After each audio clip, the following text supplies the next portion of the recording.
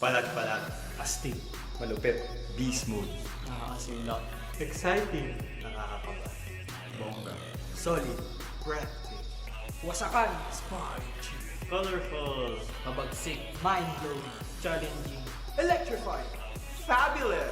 Malupit. Exquisite. Fierce. Garena. Lurugan. Extreme. Galvanizing. Badass. League of Legends. Collegiate League 2016. Sprinter.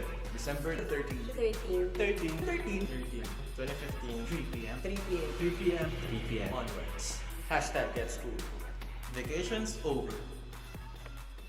Vacation is over.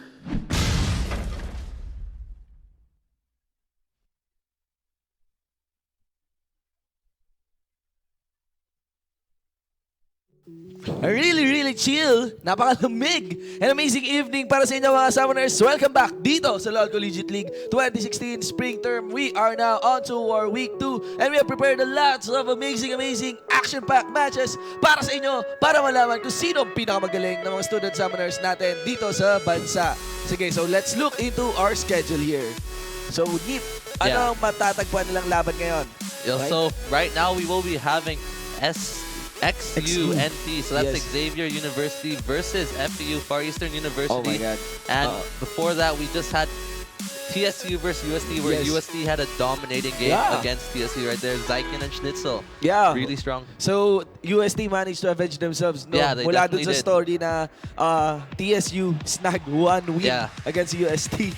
So ngayon, yan, nakabawi, nakaganti ang UST. Again, ang highlight ng ating matches ngayon would be the veterans taking on the new bloods. So we have to take note, FEU. Yeah. Diba? FEU, have they changed their roster? No, actually, a fun fact is that's the same roster since the very beginning Yeah. of LCL way back in 2014. Yes. So I think the only new addition is Charisma. Yes. However, Simmons still on the roster, who was the original support. I see. And yeah, other than that, same roster, Same same roster, people, no? same synergy. Yeah, so yeah. Synergy Same has been FEU. there for a really long time. Siya, living up to the name, veteran. So, ayan, di lang yan. Hindi rin nawala dito, guys. The match and win promo. Siyempre, meron tayo yan sa Game 3. Mamaya, antabayanan nyo, may code na lalabas habang nanonood tayo ng ating game. On Game 3, sa next game yan.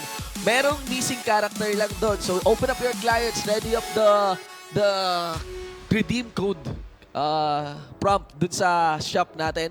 And yan, you just type in the code, fill in, and guess what is that missing character, and you could win this RPG team skins, di ba? And addition pa dyan yung legendary skin. That is, anong name nga yan? Tristana skin, Dragon Trainer. Dragon Trainer Tristana, and Tristana. then you have Gragas Castbreaker, Rise Whitebeard, Bear Swiftbolt, and Braum Lionheart. So Lahat yan all on those one. are really nice. Yes. All those skins. 5 skins on one skin bundle. So kami po magiging shoutcaster nyo at makakasama nyo sa aming game. Ako nga po pala si GS Shinbu with a 1 for an eye. And of course, I'm GS Neep. GS Nip. Grabe. Coming in from sa game kanina, UST versus TSU. Akala ko nga biro yung mga pangalan din eh. Ha? TSU, UST. Yeah. Well, the name. So, how was that game, no? it was a really interesting game. Very one-sided, I say, Yeah, in yeah. favor of UST. Thresh hooks Yeah. for days, and then theirs just went big. Big, I think it's more of the bottom lane. Yeah, definitely. Yes. Very bot lane focused game right there. Yes, I mean, especially, kailangan mag-step up ng Thresh, di ba? Yeah. They focus the Braum too much. Ay, no, UST. So, very good play mula sa Yeah, Thresh. very good Thresh play. Yes, very good Thresh play. Even if yung Braum lagi yung nahuhook niya, still managed to win out trades. And I think it's because of the proper timing in teleports. Yeah. And I think yung setups ni Zac, Yeah, masyadong definitely. maaga. Ang daming Finoforce na engage. The team fights were very questionable. Everyone was on different targets during those fights. I see. Ayun pala. And I think, yun nga, highlighting kanina, Darius, yung si Zac has been a popular pick for the Yeah. jungle right now. And you can see yung passive ni Zac, isang decimate lang ni Darius. Yeah, So, for those 4 blobs, Yeah. di ba, separating. So parang, you don't have to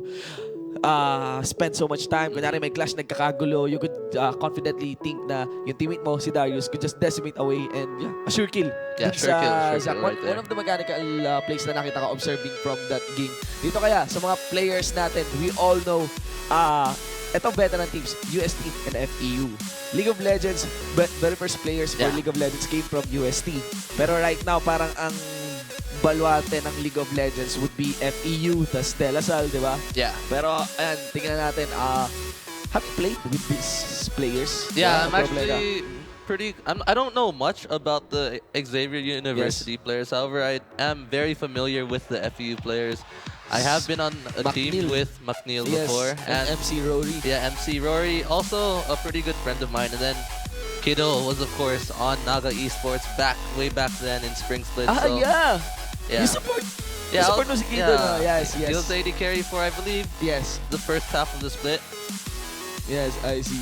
And Charisma, also a clanmate of mine, GT, back when GT was still a thing. So, very familiar with the FEU players. However, despite that, I'm not a biased caster, guys. Yeah. Xavier University can definitely take this game away. Yeah. I'm really excited to see what these newcomers can do. And I want to see if these veterans have new tricks up their sleeves. Yeah. This is the first time they've appeared on stream, guys. So, Especially if you have time, sa mga summoners natin, mga viewers natin, Yeah. you could check in the standings. We have freaking 32 teams here. yeah. Actually, speaking of these teams, FEU is undefeated right now in the LCL. They have been playing a lot of games unstreamed. Yeah. Meanwhile, I don't think Xavier University has won a game yet. Yeah, so yeah. So it's the top, definitely very top of the ladder versus the very Bottom. bottom. Let's see Yeah. if we can see an upset this game. yes. So it's really a big match between a pseudo champion Yeah. and an underdog. It's probable FEU baka mag-ano pa to, troll picks, magkaroon ng mga kakaibang picks dito. We'll see how it goes Yeah. as we are now in taking ban phase. Let's see what Xavier does and let's see what FEU does. Okay, so we're just waiting out for our summoners to connect in dito sa ating drafting picks. Again, sa mga viewers natin, you could check in the LOL Collegiate League Facebook fanpage, send in your likes and your love to know the standing there. Andun yung report card, yung result ng mga lose and wins between schools. Again, we are 32 teams right here. Yeah. You're about to see 8 teams here. Okay, facing out in 4 set of matches. And eto na, guys. Xavier University banning out a brand, then Darius. Understandable yung brand. Darius, very interesting ban though. Yo, bakit kaya? What do you think? I don't think Coming from Darius, FEU. especially the Darius Yeah. and Garena aren't really that popular Yeah. top laner picks, as there's just so many other top lane picks to play right now. As Or to ban. yeah, right? or to ban as well. But Brand is a very good pick. Yeah. Ban. Yes. So same with Mundo. Mundo really strong jungler. Brand, he did get nerfed in this patch. His Okay. W cost more mana and Deathfire Grasp, Touch. Deathfire Touch, Touch yes, the keystone. does a lot less damage than it did before. Yeah. However, he's still a very good champion overall. So there's the nerf on the Deathfire Touch. Yeah. Coming in from that brand who's OP during the Deathfire Touch. But Yeah. what I heard right now is brand OP siya, hindi sa Deathfire Touch na. Yeah. Dun sa Thunderlords. Now you get Thunderlords. Yeah, you get Thunderlords on brand kasi yung passive niya. No, Yung, it doesn't work like that though. Ah, no, yung passive niya hindi the gumagana passive sa doesn't Thunderlords. click with Thunderlords. However, you can do the combo very fast, so it still works with I see. Thunderlords. Just WQ auto and you could attack. actually double stack Thunderlords like if you ult the Pyroclasm, use the Pyroclasm. Yeah, that magkatabi also kayo. works. May Thunderlords siya, may Thunderlords ako. Splash ang Thunderlords, right? No, I don't think it Splash? works. No, it doesn't Burst work ba that yun? way. It's just a single target. Single nuke. target Yeah. lang yung Thunderlords. Yeah. I see. And- So, okay, so full combo on that one. Then there's also a gangplank for the top lane. Now, Darius got it. Final pick would be Elise. What's your insights on the Elise ban for? Very good jungler, however, not the best jungler right now when you have so many other champions like Tuban, no? Kindred, Mundo, Trundle, Yeah. Rek'Sai, Gragas are still really good as well now. And Ezreal first pick coming in for Xavier. Okay, Very so interesting. would this be a mid lane Ezreal? I or have no idea. marksman? It could be a Well, mid lane Ezreal. We have seen a lot of mid lane Ezreals.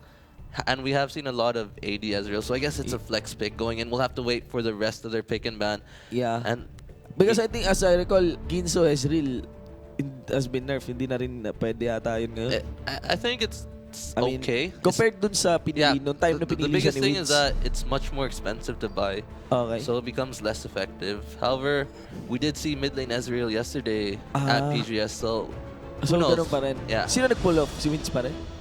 No, I don't recall. I believe it was IPT, IPT. Light who played I the see. Ezreal mid lane. I see, so it's probably okay. Right now, what about Bard? Bard's a really good support champion, however, I wouldn't first pick him, and that's what FEU did right now. So McNeil going for that Bard pick. Meanwhile, MC Rory going for the Zac jungle. Jungle. We talked about that earlier. Though, Very good jungler pick right now. MC Rory will play top lane din, or jungler? Based on their positions, it looks like they have role swap. So McNeil playing that top lane while MC Rory has switched to that jungle position. Yes. Yeah, Saragon. Really interesting. So, nuclear, Jonex. Okay, hovering over this Janna. Okay, delaying a little bit more itong ating jungle pick. So, priority talaga, no? Zac jungle. Can you enlighten us with the Zac pick? Bakit ba ang popular ni Zac talaga? I guess the biggest thing with the Zac pick is it's safe. It's like you don't go low when you're doing the jungle. Very fast jungle's clear.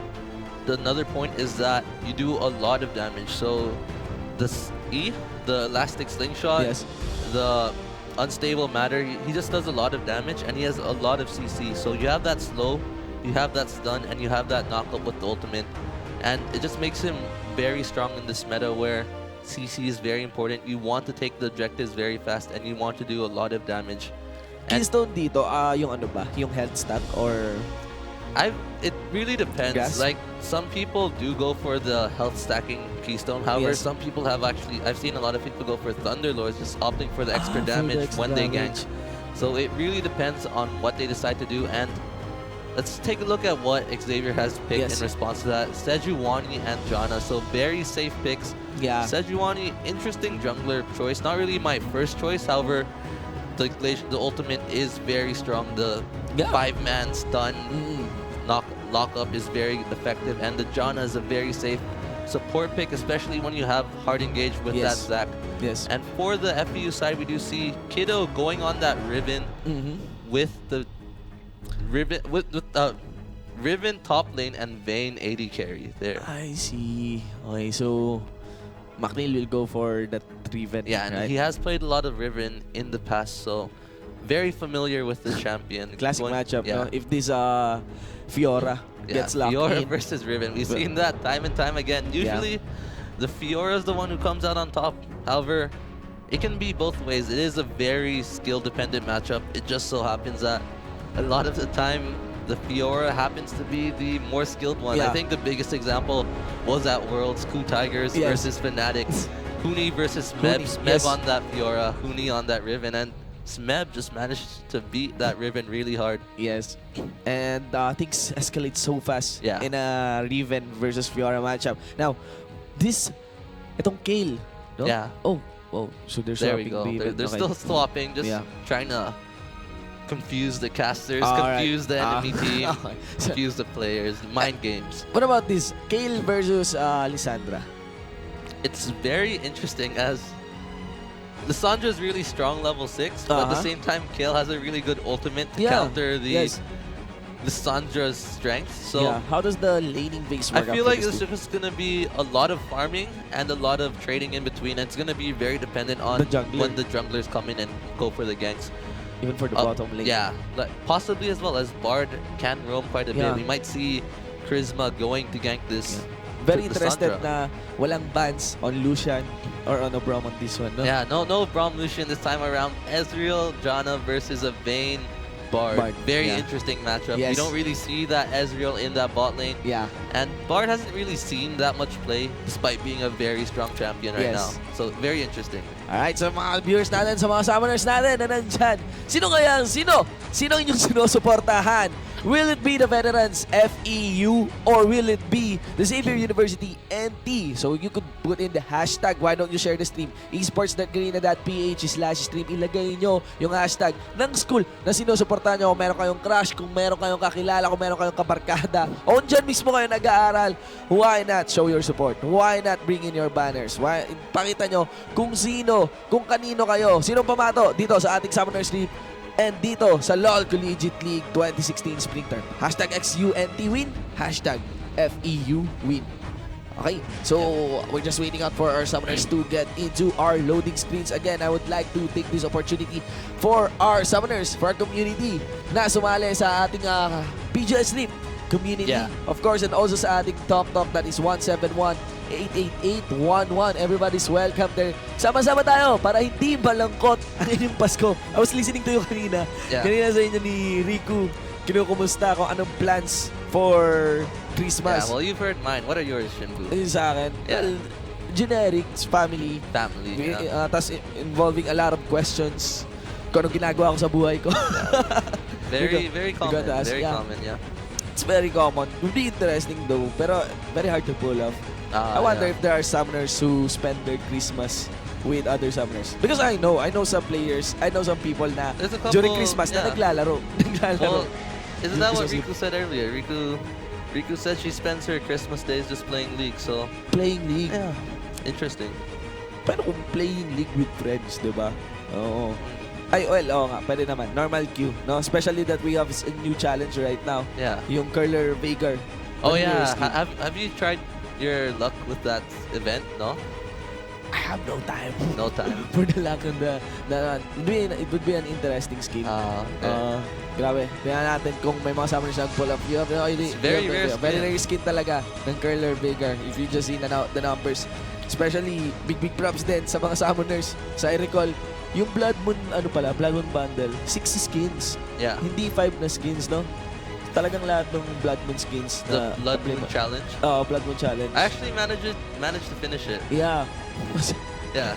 It was on accident though. It's just that I think I had no school that day. I see. And then I wanted to play League. I just played a bunch of normal games with my friends who were trying to get the challenge. Then I look at my match history at the end of the day. Well, 10 wins. But then the catch was, it was on my PGS account, so it doesn't matter as all the skins are already unlocked. Yeah. Sad, Okay. sad, very sad. Yeah. Naalala ko rin nung birthday ko. May nagregalo sa akin ng skin. On On my GG account. So, It's the thought that counts. It's the thought that counts, Yeah. yes, definitely. Ngayon, sa mga summoners natin, bakit di tayo magkwentuhan? Nandyan sila GS Rico, andyan din. Siyempre, sila Banana, Kate, and even Nicole. Why don't you tell us your story? What are your plans as a player, as a summoners, during Christmas Eve? Anong ginagawa nyo? Isa sa mga best time siguro niyan, I would imagine, is you're playing League with family. Diba? Have you tried that? Have you With pizza. tried introducing your parents to I know. League? No, I haven't seen. Pero kahapon, may nakita ako sa Yeah. Rockwell. Couple sila, matanda na. Naka-Worlds na shirt. Wow.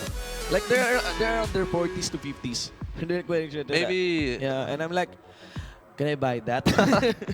Gusto mo bilhin that's yung- cool. That's yung shirt. cool. Yeah, really cool na may mga fans na gano'n. I wonder if they know Collegiate Or League, maybe it's the just Pro Gaming Series. their grandchildren or something. Probably. Yeah. Pero couple, parang dalawa sila eh. Nakasuot. Like here. the exact same Same shirt? exam shirt. Oh, That's tas cool. League of Legends. I Malabo. haven't encountered any like elderly people Meron. when I play League, so you have to it'd go. be a first. You have to go out a little bit more. Yeah. Maybe with Riku, Mm. with us, Yeah. or with GT, or with XHG. Well, XAG Bandi. is all the way in Baguio, so I think that's gonna be a bit difficult. Yeah. And I think it's very cold para pumuntang Baguio. Yeah, it was pretty cold. Actually, Ganitong panahon. the first time I went to Baguio was to meet with XHG, and I think I went there just wearing shorts and a Oh. t-shirts. When you drop by the Yeah, bus, the moment I got off the bus, mas malamig pa. because it was like 4 a.m. That's when it's at Yeah. coldest. Yeah. Nako, Wow. sobrang lamig nun. Sobrang So that lamig was nun. an interesting experience. Yes, definitely. I learned my lesson the hard way that day. Yes, definitely. Big shout out sa mga summoners natin na nandyan sa Baguio. Yan, sa chat natin. Binabati ko po kayo mula sa Baguio. Okay lang And I kayo believe dyan. one of Ang the Baguio lamig-lamig. teams is playing later today. Oh. Again, Oh. I don't exactly remember the school, but I remember their team name is Chess Gaming. Masaya sa Baguio eh, yung mga iCafe nila. Yeah. Walang aircon. Yeah, because it's already cold to begin with. It's Hindi nice. kailangan. Pati yung mga convenience store like 7-Eleven, Yeah. nakabukas lang. Mas malamig pa sa labas. Yep. And so we're just waiting out. Okay? We have a strategical pause here coming in from our players right here. Grabe. I was wondering when I saw the scorecard ng ating mga teams. Ang daming Yeah. teams na nag-match up. Week 1 pa lang tayo. Yeah, because we are managing 32 Yeah, teams 32 right here. teams compared to, what, 16 last season? Yeah. So double the teams. A lot. Wow. Anong skin to ni sa Joanny? I believe Sejuani is using the dark Dark something. It's one of the skins that came out when it was released. I see. I see. I think, yeah, I remember because I bought that. I bought the Sejuani bundle the day Sejuani got released back in, what, 2011. I remember Nixta Yeah. for Sejuani and his Nidalee plays. Yeah, For that back in the spring split of Back in the spring BGS, split, way yes. back. Yes. It's a really nice skin, no? Compared sa concept kong skin na, reverse Sejuani. Okay? So, Sejuani, right now, has no item. Nuclear John Spray! Someone's excited. Kailangan mo mag-recall, pre. Oh my God. So, let's see. I wonder when he's gonna notice. Yeah. No things yet. No, Yep. His team hasn't noticed. Yeah, Oh, there we go. There we Alright. go. May nag-text, may nag-message. And we are also seeing, ano pato kanina dito? Sa river natin. But no aggression coming in from FEU, from our veteran team. And also from... By the way, nakaka-distract kayo Very. Yeah. Somebody's taking selfies Yeah. while we are shoutcasting here. Our camera operator is wearing a wig, so I'll let that sink in, guys. It's very distracting right now, the Yeah. cast. However, we're doing our best. Yes. Alright, so right now, minions has spawned, ladies and gentlemen. It will be a standard start for both of our junglers here. Again, I think ang mga laning phase natin would highly depend on the junglers. Things that could go out of hand here is either, I'm guessing bottom lane and top lane Yeah, definitely. Yeah, bottom And lane and top lane. I'm expecting a lot coming in from this bot lane. The Vayne and the Bard. I expect a lot of playmaking ability coming in. Kiddo and Prisma. Very good players. Kiddo, a very, very good Vayne player as well. I believe he's probably the highest ranked solo queue player in this game right now, sitting at like 700 LP. I see. Yes. And as I recall, kaka-announce lang kanina nung Lunar Revel na skins. Oh yeah, the so- Wukong skin Yes. and Lunar Caitlyn. Caitlyn, and And there's a Morg- support. Yes, Morgana. Morgana, Morgana, yeah. yeah. Those look really cool. I really want to buy that Morgana skin. Yes. Yeah, as I recall, you play a lot of Morgana. Yeah, back in the day. Not so much anymore. Back in the Wow. day! And Nuclear! What just happened?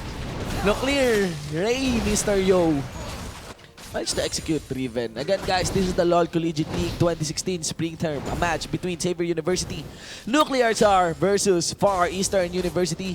As I recall, ang pangalan pa rin nila, Tamarors pa rin Yeah, I believe Tamarors. so. Tamaro. On the blue side, you have Xavier University, Nuclear Tsar in the top lane. It will be Nuclear, Ray, Mr. Yo. Nuclear in the jungle, on a Fiora. In the jungle, you have Nuclear Jonex on a Sejuani. In the mid lane, it will be Ali on Alexandra. And for the bottom duo, it would be Amadine on Ezreal Lady Carry. And Nuclear Clint on a Janna support. And for the Far Eastern University, the red side, we will be having McNeil playing that ribbon.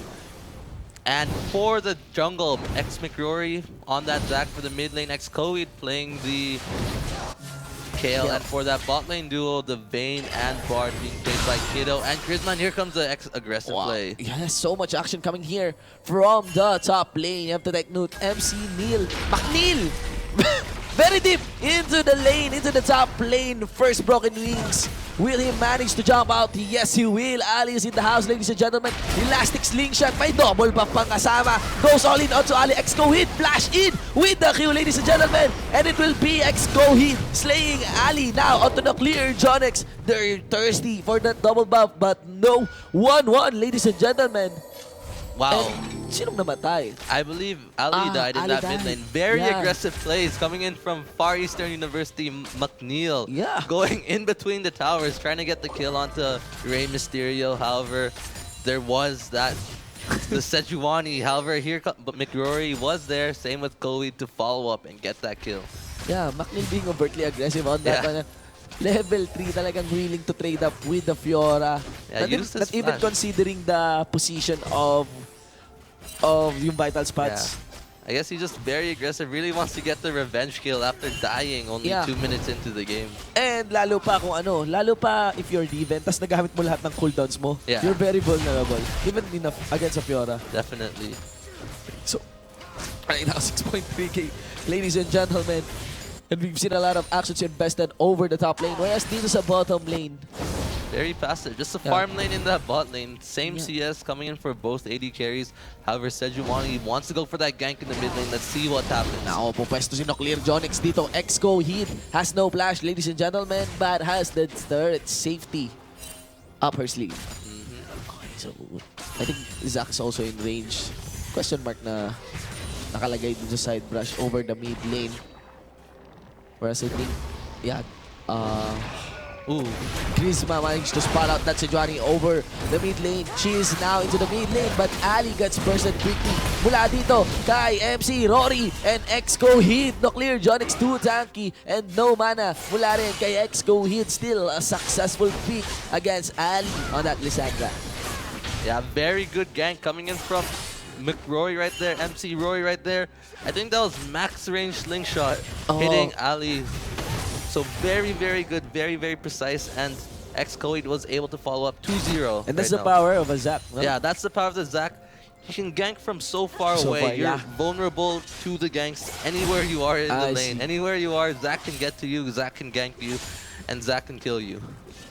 Yeah. Are you expecting any nerfs from this Zac? Like flight speed ng I don't Elastic think so, Selection? not No, yet, hindi because they've naman, been buffing him a lot recently, and I don't like. I think he's good, Yeah. but not that good, not very strong. Like Mundo is a lot more stronger than Zac right Yeah. now in the jungle, where Uh, Mundo is lots of CC, lots of damage, and super tanky. I see. So right now, McNeil, but with a lower amount of health, mukhang hindi plano atrasan itong sa Fiora. Whereas mid lane, 0-2 right now. Yeah. Ali and Exco Heat getting fed well and well onto that kill. Maybe a big problem pagdating pa lang ng mid game para dito sa He Silver already has University. that stinger, so very close to that Nasher's Tooth. Yeah. And it's only 6 minutes into the game. That's very scary coming in for the FEU side. Okay. And hi, Miss Grisma is also moving over this mid lane. So let's see.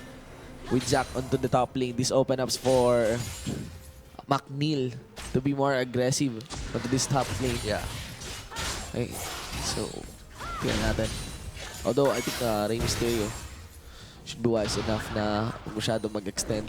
Now he's losing coverage. Kung ano yung nag-aantay sa kanya onto that brush. Yeah, here comes the ping coming into the top. Let's see if Rory decides to go in. Oh my god. Okay. Nip, what's your insight on dun sa mid lane? Mid lane na spell tips. Spell Thieves, I actually think it's very good, Yeah? as the mana regeneration coming in is very good. The slow hold that there goes the that gank. dot. Yes, and Rey Mysterio took the bait. Just like that. 1-3, ladies and gentlemen. One skill in the hands of FEU Tamarors. Yeah, and that went to Neil, so Neil will be able to recover after that death in that top lane. And going back to the Spell Thief's Yes. edge and the Frost Queen's claim, Claim, yeah. Sa, I think it's very good in the mid lane, as it gives you a decent amount of ability power. It's very cheap, only 2,200 gold. And the mana regeneration is very good. So it's a cheaper alternative to the Whirl-a-Nong. But here comes that blue buff. okay, so that blue buff goes in onto MC Rory. Let's bounce! Sabi na kay Nuclear Jonix. Here comes Scale. 3 members of Tamarors collapse onto him. Oh, napamali ng launch dito si Fiora. But will fall back. It is another easy kill for the Riven onto Nuclear Jonix. 2-1 now, McRory's MC Neil, so he will have lots of gold. I believe right now he is sitting on 1,900 gold, and X-Coed going Wow. very aggressive in that mid lane. Without even having the need to use that ult. Nako, 1-5, ladies and gentlemen. 8 minutes, 9 minutes into the game. And Tamarars, the Bulls, is rampaging over the Summoner's Rift. Yeah, and this is why FEU is undefeated in their bracket right now. Very dominant performance all around. Very good ganks coming in from MC Rory, and very good mechanical prowess showing by the solo laners X-Coed and McNeil. Okay, so tingnan natin mga pre. What about the bottom lane? So Sejuani will try Bottom to lane rotate onto that very bottom lane. safe, just Yeah. farming so far. Kittle, 78 CS. Very high amount of CS for 9 minutes in, and I believe he has quite a bit of gold, sitting at 2,500. So let's see what he buys. He is recalling right now. Is he going to go for the Blade of the Rune King, or is he going to go for the more aggressive rapid fire cannon fire into the Infinity Edge? So it looks like rapid fire cannon IE build is what he's going for. More aggressive. Okay, so Ezreal cannot waste any time. By the time dumating si Vayne dito or after that wave clear, there's a big necessity for him to recall na rin. And he does have that tier, and let's see if Jonix gets his blue buff. Gantihan mga kaibigan, and Jonix gets the avenge kill onto that blue buff without any Did he get the blue scratch. buff? I think Rory Ni- might have taken it. Dun sa itong blue buff na to, nakuha ni Oh, Rory. yeah, okay, so he Tas- was able to get that blue buff. Yeah, Very nakabawi nice. si Jonix. And now, si Rory naman ngayon ang pumapasok dito sa red jungle side ni McLear, Jonix. And still, we are seeing these two top laners mechanically gifted, mechanically No other way. empowered by their kit. Tingnan natin. Grand Challenge activated onto McNeil. Nuclear, Rey Mysterio, and the ult. And Wind Sludge, ladies and gentlemen, one Wow. jump. But the vital spot, walang ginamit na doon, di ba? Walang ginamit na Very repulse, no? aggressive play coming in from Neil. He had no items during that fight. You had a Tiamat Fiora versus only 2 Doran Blade Riven, and he got punished for that. Very aggressive, very confident in his own mechanics, and he needs to be a bit careful going into the rest of the game. Yeah, even yung one jump na yun to the side doesn't dodge anything. Yeah, So, yan. Just like that, yung sinet up nila sa top lane mo, nabawi ulit ni Fiora. Tiamat, 3.7k mark for both of the top laners. Merong sizable lead lamang dito is onto the mid lane. Ex-Coheed against Ali. Whereas, I think Sejuani is already setting up here over the bottom lane, probably making an opener for a dragon play. yeah, definitely. However, MC Rory is in the bot lane as well. They have a very aggressive pink ward there. Will be spotted out by Clint, and Clint will try to clear this away. He does need to be careful as here comes Jonix from the side. Okay, Arctic advance onto that Zac. Wow! Turret hit mula kay Ex-Coheed. Hindi na pa rin ginamit yung kanyang ultimate. And we are onto this bottom lane where both of the junglers tries to fall back. Mula sa engage na yon, nobody's dead yet dito sa ating Summoner's Rift. 2-5 pa rin, ladies and gentlemen, and it seems nobody wants also to risk anything. Setting up onto that dragon. Ladies and gentlemen, there's the advance, there's the teleport. Nuclear Jonix in a very bad spot. McNeil all in onto that jungler. Wala ng jungler, and MC Rory takes some turret hits, will not even transform into a blob as 3 members will collapse onto this outer mid lane turret. Will definitely rotate. Papunta sa Dragon Monsoon, gets activated. Kido, very aggressive itemization with a very aggressive move. Pero atras lamang dito si Amadine. And just like that, FEU now will devour this dragon. And very good response coming in from FEU. It looked like Coheed was in a lot of trouble. However, immediate teleport coming in from Neil, followed by the Charisma follow-up and the Zac follow-up. And they're too low to take this dragon, so they back away. Umalis si Ex-Coheed sa mid lane. So that stops the objective of FEU taking on that dragon. Alright, so 2-6, ladies and gentlemen. FEU, no? Respecting the damage coming in from Xavier University, Yeah, even with a 4-kill definitely. lead, 13 minutes into the game, and a 3k gold lead. Right? Neil doesn't seem to respect Rey Mysterio right now as he's going aggressive right Oh now. my God, anong ginagawa dito ni McNeil? McNeil, there's a teleport din papunta sa kanya sa top lane, and Rey Mysterio stepping up against that Riven. Gusto ko makita yung ano? Gusto ko makita yung magical journey, no? Yung nagiging penguin. The penguin. Yan, so let's see. Ako ang Fed, I'm Ex-Coheed. I will go for a tower dive. Yes, we will repose for the slow. And Ex-Coheed will fall back. Yeah, so McNeil very aggressive in the top lane right now. Hasn't really been paying off as Fiora is now 3-1. They do need to be careful as a 3-1 Fiora is very scary right now. And Kido by himself in that bot lane actually doing a very good job of fighting this Ezreal who has completed that mana mune, so lots of damage. And I think they lane swap. Wow, Ex-Coheed's really willing to take on this Fiora. Pero wala na siyang Torre. Ay, wala na siyang ultimate. Still, Zac is on the distance. One elastic lethal slingshot, mga pre. And Ex-Coheed without the need for MC Rory to gank. This top lane managed to execute Rey Mysterio. Yeah, Exco, he's so fed right now. 5-0-0, already has that Nashor's Tooth and the blasting one. So much damage right now, and Neil going in onto Jonix. Imagine if Ginzo gets completed onto that kill. No clear, Jonix going down. Two-man Glacial Prison on top of a flash. Not enough to save him as Excoid bags in the kill. 6-0-0. This kill. That's It's up for scary. New Year. Very, Yeah. very scary. Nako, 3-8 ladies and gentlemen. Okay. On top of that, 5 kills. Okay. On top of actually 6 kills mula dun sa 8 kills na yun. All in 4,000 onto gold. Excoid. If you look into Excoid's gold lead, 2K, mahigit 2K against Ali. Yeah, so he's gonna be very scary right now. He hasn't went back to buy. He already has 1,500 saved up, and it looks like they will be going for the Rift Herald. And it's an FEU now, trying to end the game as fast as they can, going for the very aggressive objective picks and the rotations. I wonder how will the team fight work out kung sumali na sila Kido. Yeah, Even Kido Amadim. has a lot of gold as well. He's sitting on 2,400 gold, so he can already buy that rapid fire cannon. I believe he's going to buy a pickaxe or his boots. Let's see what he does. He has completed his boots. Boots and pickaxe, so both, I was correct. 0-3-0 on that si Joanny. Be very risky. Eh, hindi siya ganun katangki na rin para ma-withstand kung sakaling sumali si Kido dito sa ating team fight, whereas Christmas is giving this si Joanny a hard time. So no outplays over the bottom lane. As we could see that Bard is just derping all over the blue side jungle. He's just having fun protecting with the dragon. Sejuani. Every time the camera goes to him, it's him, it's the Bard in the Sejuani just dancing with the portals. Alright, so all in on to Chrisma. Double bind mula sa Unibrand. And now, Wind Slash, mga kaibigan. McNeil onto Nuclear Jonix. Nuclear Jonix going solo. Excoid is godlike. It's a dragon for the taking. Definitely, even Kido is closing in the range. Well, wala rin dun si Jana. So, this is now an obvious lead.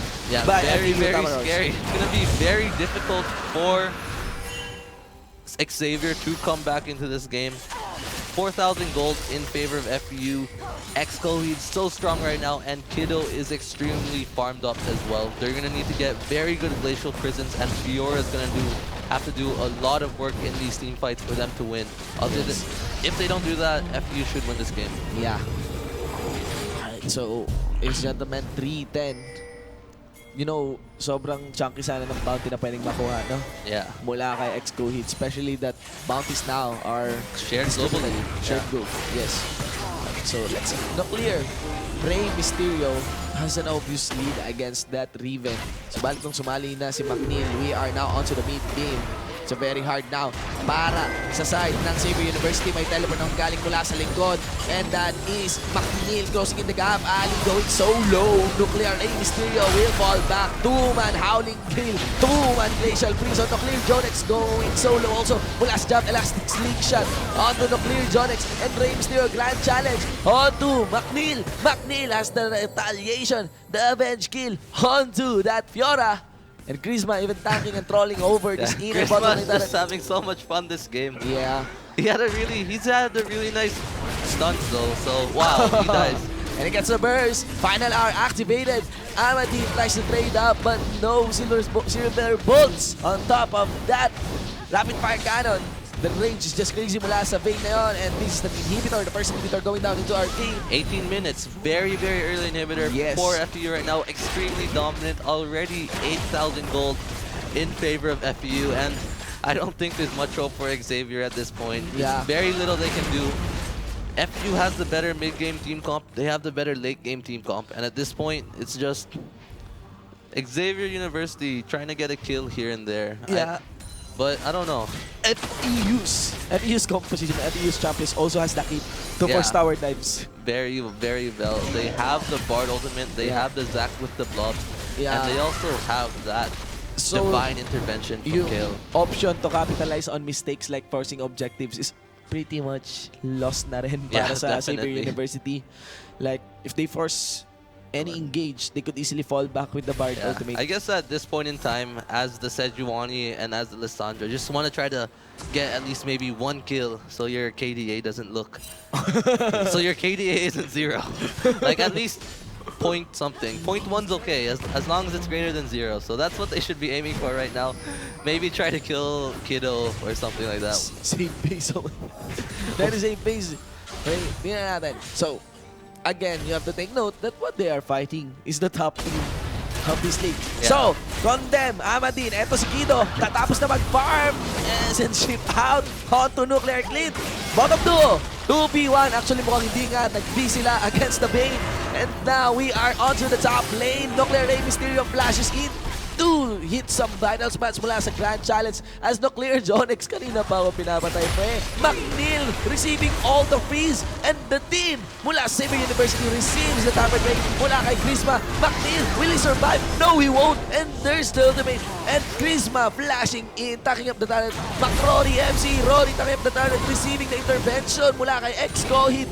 No deaths mula sa side ng FEU Tamarars as they just go for a tower dive And that just from shows all sides of the map. how far ahead FEU is right now. Kiddo 1v2 the bot lane right there. Meanwhile, we saw McNeil just going very aggressive on the Sejuani, then getting punished by the two other members. Then meanwhile, MC, Rory, and Charisma tower diving themselves. So just so much pressure on the map and just showing their mechanics and why they're the best team in their bracket right now. Yeah, though I'm interested na hindi ganun ka-troll yung pick ng FEU. Okay? Showing some respect for Xavier University as, you know. Yeah, nanigurado rin sa kanilang composition. And let's see, right now, of course, flash out mula kay X-Cohit. Walang ult mula kay Ali Ginso, mga kaibigan. Mula kay X-Cohit, that's a 3v1. Nuclear Jonix having a hard time. May intervention na pala. 1Q, 1 kill, triple kill. Kido, 2v1. Here comes Grisma, mga kaibigan, receiving the Q. And there's the shutdown na nabigay sa Jana. What? Wow. I think he died to the Ignite, actually. Ah, I see. Okay. So, Ezreal did the Q, however, the Q was only... Enough. not close enough. for the chicks. Oh, para makakuha ng tig yung Ignite. And there is an Ezreal seemingly dying mula sa Magical that Journey. Bard recall animation, so cute. Yes, man. Kasama pa yung kanyang mga... I don't think I have that skin yet. I should buy it. Yes, man. Alam ko limited edition yan eh. Yeah, so I should really get on it before Christmas season ends. Yes. Okay, so, 625. Oo nga. Magandang gawin sa Christmas season. I give. Ubusin mo yung mga binigay sa ninang-ninang. No, but then Christmas is about giving. Maybe I should be mystery gifting other people, you know. Oh, narinig nyo yun? XHGD. No promises, guys. Diba mo, sisingiling ka ni Rico. Alright, so 6:25, ladies and gentlemen. It's just the tick of the clock. Okay. Matter of time bago tapusin ang FEU. Itong laro na to. Siyempre may kasabihan tayo mga summoners, hanggat may Nexus, walang susuko. Tingnan natin.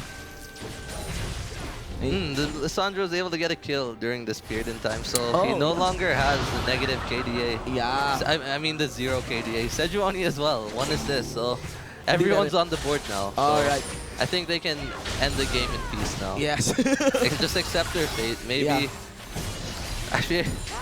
Okay no, that's not the mentality we want for these players. They should try their hardest till the very end. Well, for an option, what can they do? The thing is, they really can't do anything. They're getting 1v5. Yeah, you could imagine the worst thing na pwedeng gawin. Hindi pa naman pala. The second worst thing na pwedeng gawin ng FEU is to tank that Nexus talent turret.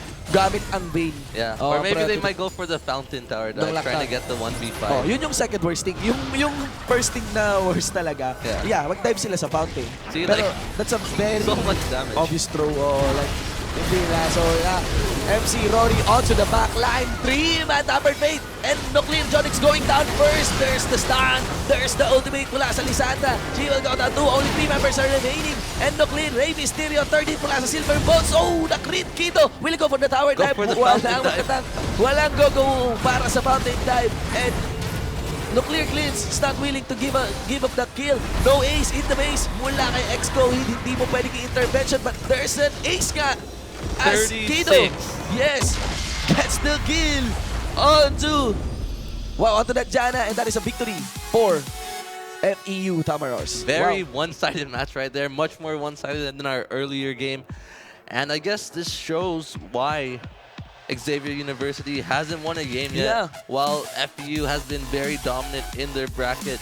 Ex-Kohi, 12-0-5, so much damage, so much gold. Meanwhile, Kiddo wasn't really that impressive for like the first 15 minutes. Kiddo was just farming. Yeah. Then at the end of the game, He's he doing managed to get 2v1s. 8 kills, 1v2s, Yeah. 2v1s.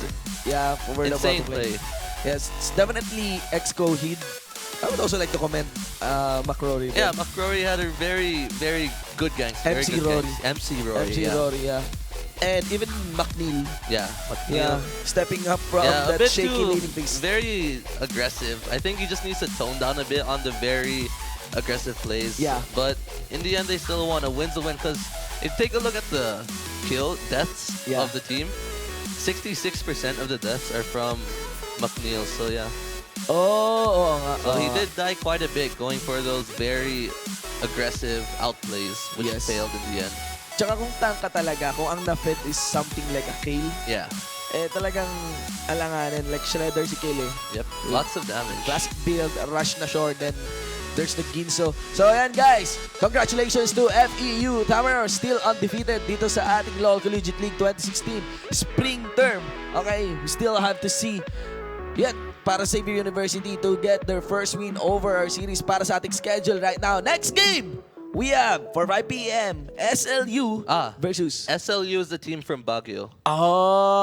So St. Louis, man. I don't know Dati exactly. nga I just natin know that Chess Gaming, SLU, they're from Baguio and they're against Ateneo. Okay. Next game. Add mo. So, ayan guys, sa mga summoners natin, Game 3 na. Nako, invite nyo na yung mga friends nyo.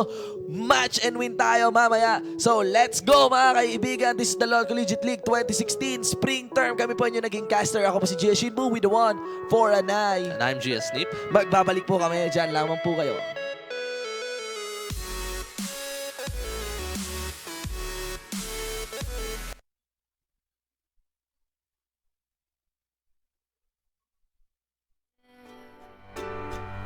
The wind blows the snow